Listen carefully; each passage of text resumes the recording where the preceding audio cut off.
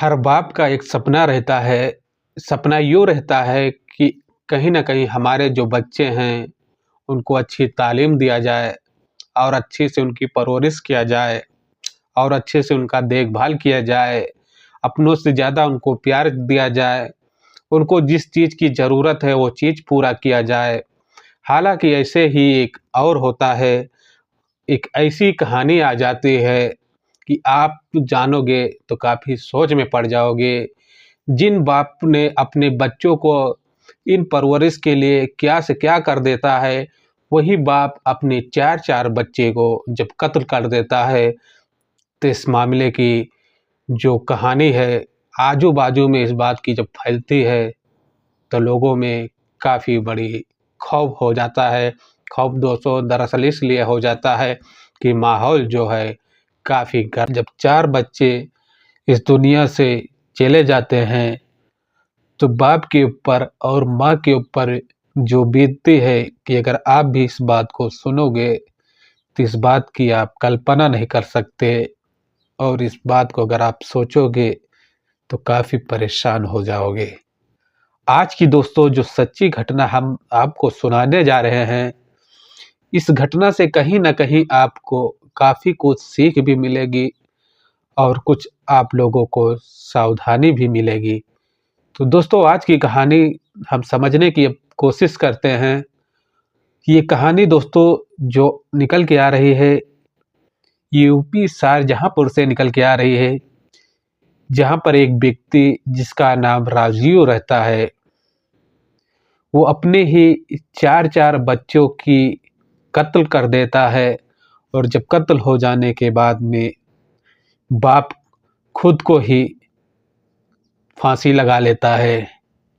क्योंकि दोस्तों ये कहानी काफ़ी दर्दनाक है और इस कहानी को आप लोग अंत तक ज़रूर सुनना और देखना, तभी आप समझ पाएँगे। दोस्तों ये कहानी जो है दरअसल शाहजहाँपुर रोजा थाना के अंतर्गत में मानपुर एक गांव लगता है। गांव में एक पिता रहता है जिसका नाम राजेश रहता है। राजेश के पिता पीर बिन अरुण का नाम जब आता है और जब यह वीडियो सोशल मीडिया पे चलने लगती है, तो काफ़ी लोग का नज़र आ जाता है। क्योंकि दोस्तों आज की घटनाएं में ऐसी ही जब दर्दनाक घटना घट जाती है, तो आर पड़ोस के गांव में मातम फैल जाता है और काफ़ी बड़ा सनसनी का माहौल बन जाता है कि पिता ही अपने 4-4 बच्चे की कत्ल कर देती है। हालांकि जब पुलिस इस बात की जानकारी पाती है, तो पुलिस वहां पर पहुंचती है और सबको जो है कब्जे में लेती है और सारे लोगों को पोस्टमार्टम के लिए भेज देती है। पुलिस अलग-अलग एंगलों से जांच करने लगती है। जांच करने के दौरान पर राजेश के जो पिता रहते हैं, तो कुछ बातें भी बताते हैं कि राजीव जो है कुछ टाइम पहले एक्सीडेंट में हादसे में इसकी कुछ तबीयत बिगड़ गई थी और चोट भी आ गई थी। इस कारण से इसका मेंटली जो दिमाग रहता है, वो कहीं न कहीं आउट हो जाता है और आउट होने के बाद में इनमें और इनकी पत्नी में अक्सर करके देखा जाता था कि ज़्यादातर विवाद लगा रहता था। हालाँकि विवाद टालने के लिए जो पत्नी रहती है, वो अपने मायके चले जाती है, क्योंकि इन दोनों में काफ़ी झगड़ा होता था। तो इसलिए उसकी जो पत्नी रहती है, वो बोलती है अगर हम यहाँ से अपने मायके चले जाते हैं, तो कुछ शांति हो जाएगा और ये जो लड़ाई झगड़ा रोज़ का लगा रहता है, ये कहीं न कहीं ख़त्म हो जाएगा।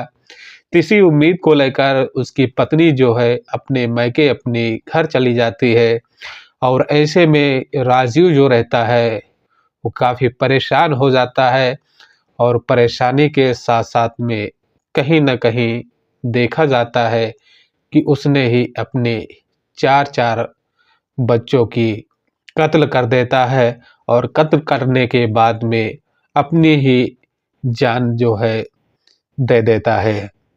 इसकी मामले की जानकारी जब गाँव के आजू-बाजू में जो लोग रहते हैं उनको मालूम पड़ता है और मालूम होने के बाद में काफ़ी गाँव में एक सनसनी का माहौल बन जाता है।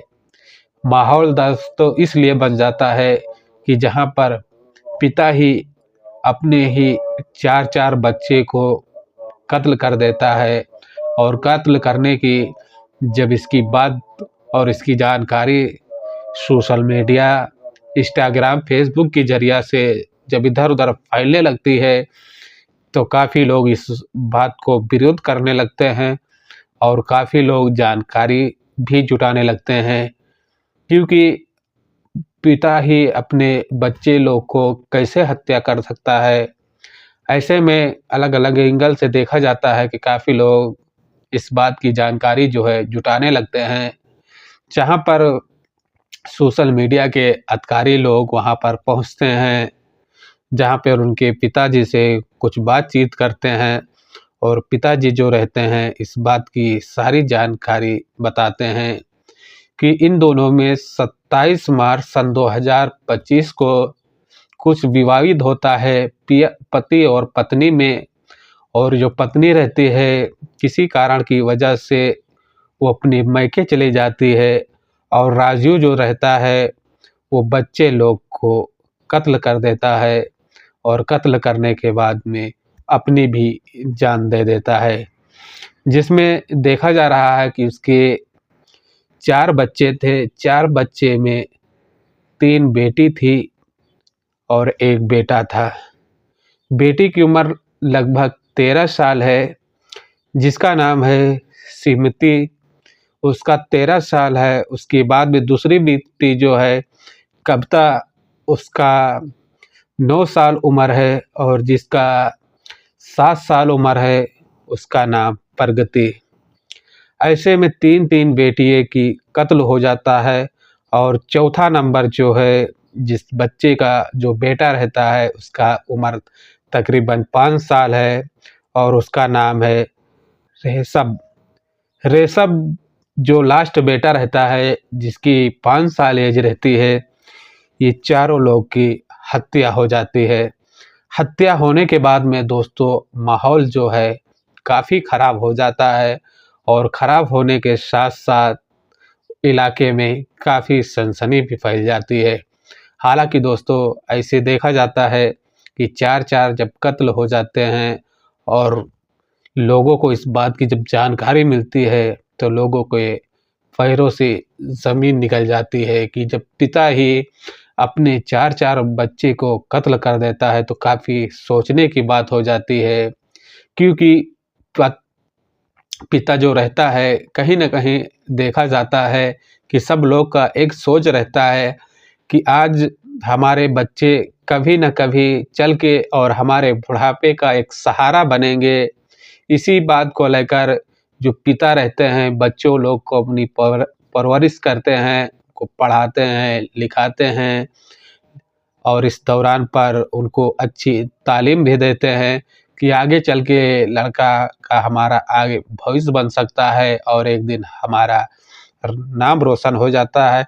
हर पति और हर पत्नी और हर माँ और हर बाप को ये ख्वाहिश रहता है कि बच्चा पढ़ लिख कर हमारा एक नाम रोशन करेगा।